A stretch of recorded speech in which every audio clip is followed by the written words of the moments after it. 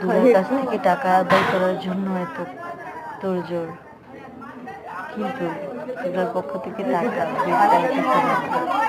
দুলার সাথে যে লোকগুলো আছে না, ওগুলো অনেক খারাপ, দেয় না, বরং কাপচাপ শুরু হয়ে গেছে।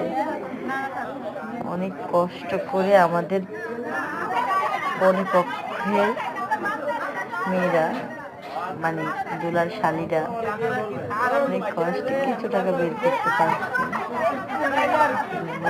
দুলার পক্ষের মানুষগুলো অনেক চালাক, ঠিকঠাক